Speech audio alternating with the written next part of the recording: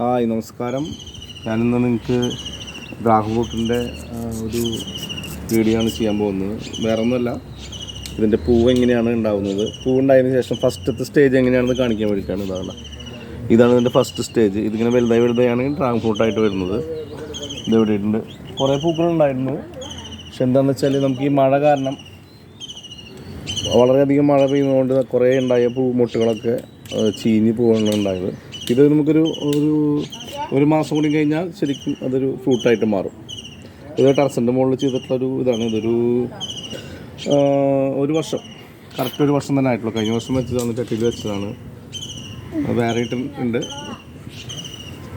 അതെല്ലാം പൂടുന്നുണ്ട്, നന്നായിട്ടുണ്ടാവുന്നുണ്ട്. നമുക്ക് വീടുകളിലൊക്കെ നമുക്ക് സാധാരണ ഇതുപോലെ ചെയ്താൽ മതി. ഒരു ചട്ടിയിൽ ചെയ്തിട്ടുണ്ടെങ്കിൽ, ഞാനിതിൻ്റെ പഴയൊരു വീഡിയോ മുമ്പ് ചെയ്തിട്ടുണ്ട്, ഞങ്ങൾ ചട്ടിയിൽ വെക്കുന്നത് എങ്ങനെയാണെന്നൊക്കെ. ഇതുപോലെ ചെയ്ത് കഴിഞ്ഞാൽ നമുക്ക് ഇതുപോലെ ഫ്രൂട്ട് കിട്ടും.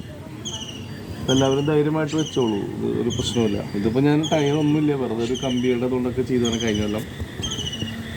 നിങ്ങൾക്ക് നോക്കിയാൽ കാണാം,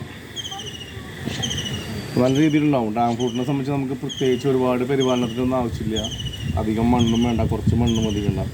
നിറയെ ഉണ്ടായിട്ട് നല്ല രീതിയിലുണ്ട്. ഇനി അടുത്ത കൊല്ലാകുമ്പോൾ ഇതൊന്നും കൂടി നന്നായിട്ട് പുഷ്ടിയോടെ ഉണ്ടാവും. ഈ വർഷം കുറേ പൂ കിട്ടും, പക്ഷേ മഴ കാരണമാണ് തോന്നുന്നു കുറേ പൂ ചീഞ്ഞ് പോയി. എന്നാലും ഇപ്പോൾ 2 കിട്ടിയിട്ടുണ്ട്. ഇനി ഉണ്ടാവാതിരിക്കുന്നത് സീസൺ കഴിഞ്ഞിട്ടില്ലേ, ഇപ്പോൾ ഇത് പൂവിടുന്ന സമയം തന്നെയാണ്. വീണ്ടും ഉണ്ടാവും.